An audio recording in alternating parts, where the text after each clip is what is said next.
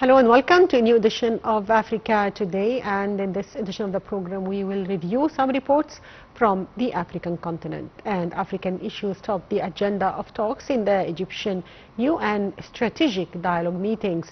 The consultations in Cairo tackled developments in Sudan, Libya and the Great Lakes region, the Sahel and the Horn of Africa, in addition to the Egyptian water security file.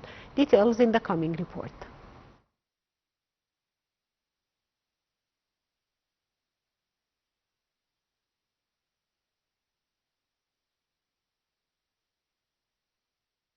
A round of Egyptian-U.S. strategic dialogue over African issues was held under the chairmanship of Foreign Minister Badr Abdel and Senior U.S. President's Advisor for Arab and African Affairs, Mus'ad Boulos. The consultations tackled the developments in Sudan, Libya and the Great Lakes region, the Sahel and the Horn of Africa, in addition to the Egyptian water security file. The top diplomat asserted Egypt's constant position in support of Sudan's unity, security and institutional stability, condemning recent human rights violations in Al-Fashir. Over Libya, the foreign minister reiterated Egypt's position, calling for maintaining the Libyan state's unity and stability and the rejection to any foreign interferences or foreign troops' presence on its territory. According to a foreign ministry statement during the talks, Abdel stressed the importance of concerted efforts to reach a humanitarian truce and a ceasefire throughout Sudan, paving the way for a comprehensive political process in the country.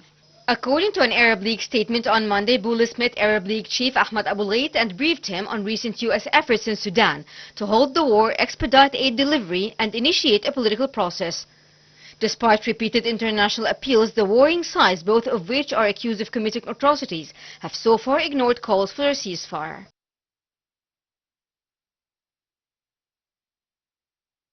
Now we are joined over the phone by Mr. Rahman, journalist. Good afternoon, sir.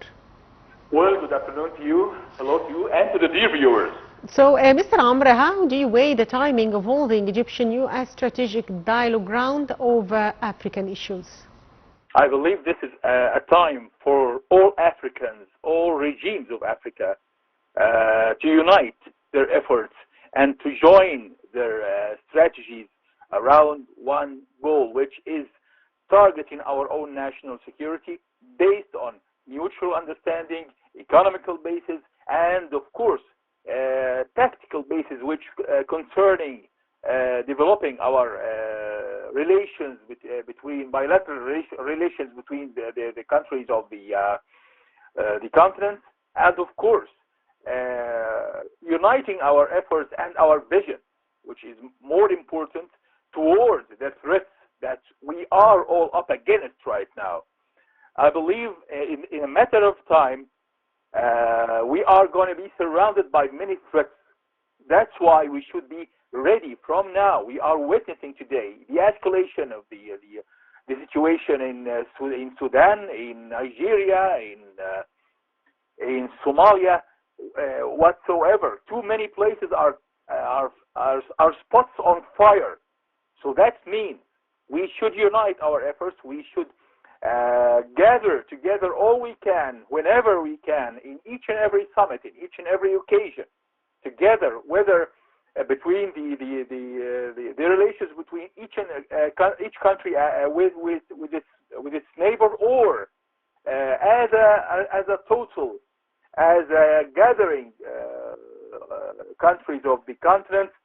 Together we are destined to meet our own destiny, our own one destiny, and one direction should gather our visions and gather our efforts towards supporting our own prosperity, protecting our own national and continental security, and of course developing our relations at all levels.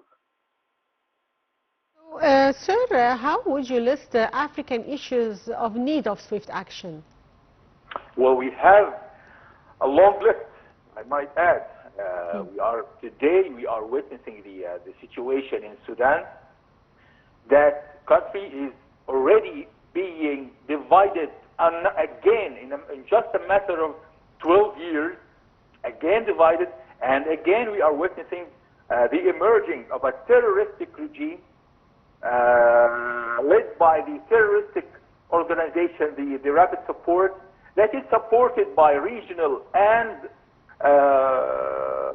outsiders and colonialism powers from all over the world. I don't believe such threat we are witnessing right now shouldn't be met, but only with unity of our own vision. Another threat is being emerging right now as we are speaking in Nigeria. The vicious hand is lighting up the war and the civil war in Nigeria for not just for the very best of the nation, but for the colonialism to put their clothes on their own treasures, like the Sudanese treasure, which is gold or uranium. The same thing in Nigeria, and we are witnessing the threats given by the U.S. that it might interfere in Africa again with its troops, military way, as well as we are witnessing too many assaults against the African interest in the Red Sea and in Bab el-Mandab in Yemen, too many places. I believe it's time for the leaders in Africa to unite their efforts and to narrow any gaps of differences and realize that the one threat that threats a country in the continent is a threat to all of the continent and all of the neighbors in Africa. So, Mr. Amr, the consultations between Foreign Minister Badr Abdel and senior U.S. President's advisor for Arab and African Affairs, Mossad Boulos, tackled developments in Sudan, among other issues. How do you see the way towards ending the crisis in Sudan? I believe that the Egyptian effort is the leading effort in all of the matters, whether in the continent, in Africa, or in the Middle East, or in the Arabic East. I believe that the effort given by Mr. Badr Abdel, our Minister of Foreign Affairs, is important and strong and firm, and according to our own stable strategy and the same points, the same pillars of the strategy that Egypt has supported and protected and fought for decades before. I believe that without agreeing together, Egypt and the U.S., the situation will be escalated to a level of violence that is unexpected. Today, Egypt is the main guardian and the shield of the continent, and it will continue its role, whether protecting the international security in the continent, whatsoever, which with any mean we possess, whether diplomatically, whether politically, whether militarily, whether whatsoever. We have our own cards to play at the right time that we should choose. And sir, how do you see reasons for the violations in Al-Fashir in Sudan? Well, the situation there is obvious and clear. There is a colonialism power that is trying to divide the state of northern Sudan and supporting a terroristic group to divide Sudan again.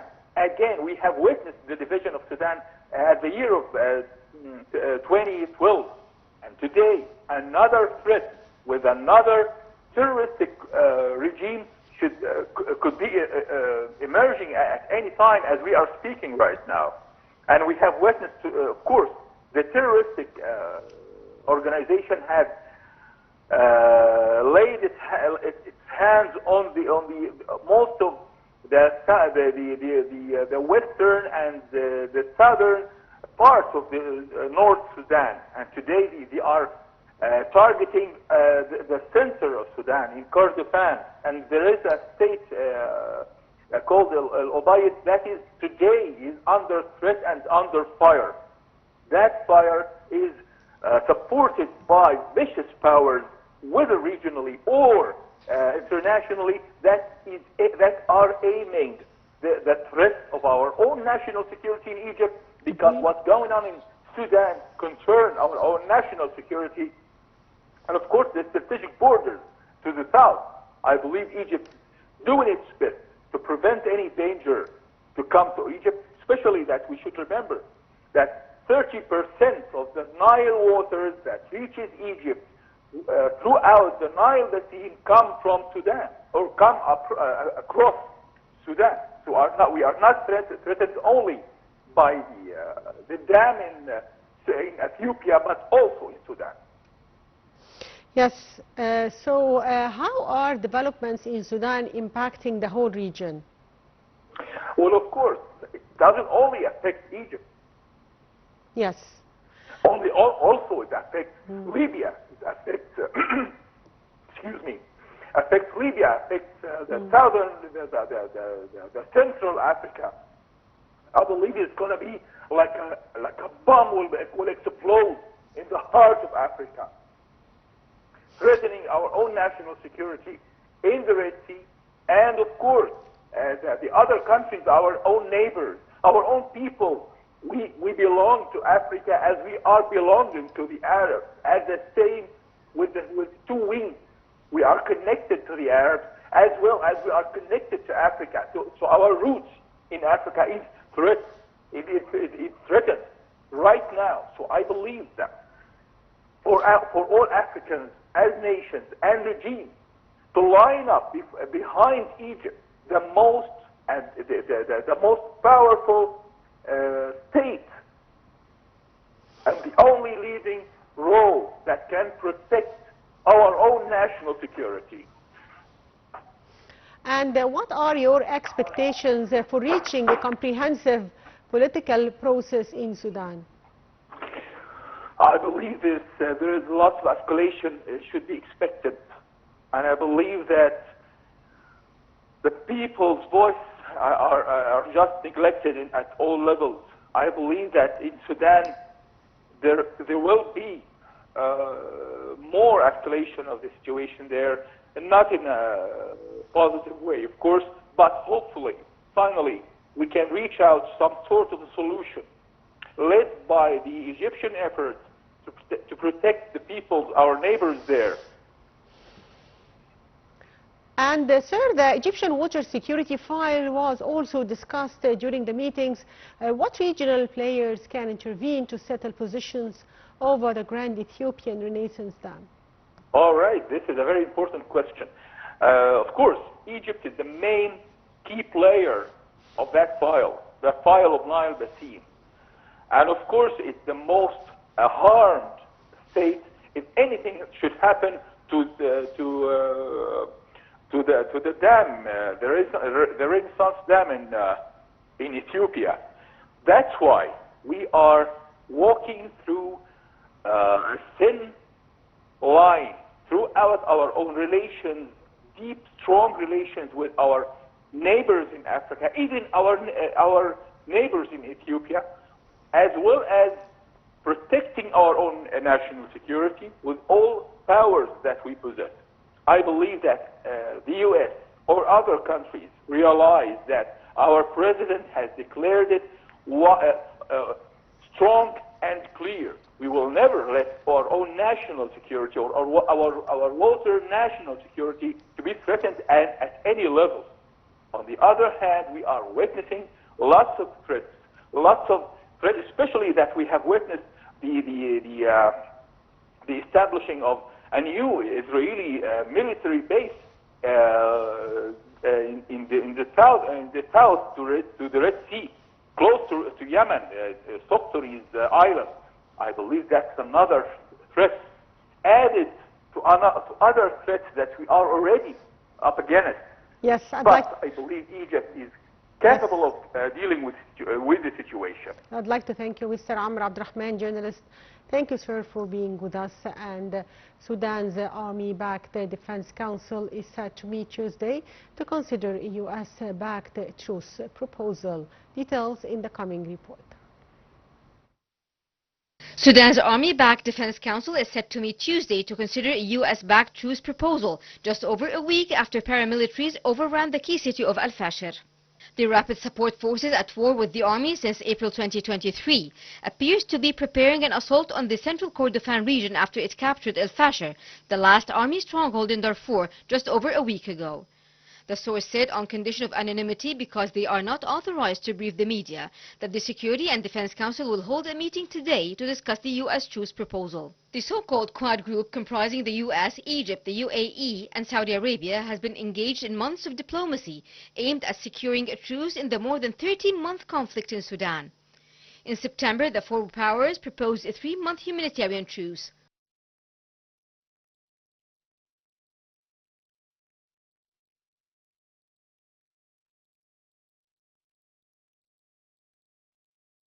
Tanzania lifted some restrictions, including curfew and an internet blackout. This came after elections erupted into violence that the opposition says has left hundreds dead. Details in the coming report. Some Tanzanians were venturing out on Tuesday as restrictions, including a curfew and an internet blackout, were partially lifted after elections erupted into violence that the opposition says has left hundreds dead. The country's electoral commission said President Samia Suluhu Hassan won the October 29 poll with 98% of the vote. The opposition has declared the election a sham. A total internet blackout in place since protests broke out on election day has been partially eased, but verifiable information out of the East African country remains tricky. Foreign media journalists observed a slow return to normalcy in the economic capital Dar es Salaam on Tuesday, although people remained scared. Police announced on Monday the lifting of a curfew imposed on election day, and after a near-total transport shutdown, some public buses were working. Long lines were seen outside reopening gas stations as prices soared. The internet appeared to be coming back intermittently, with graphic images reportedly from the process being shared across social media. The police circulated a text message on Monday threatening to punish anyone spreading footage that could create panic or humiliate people online.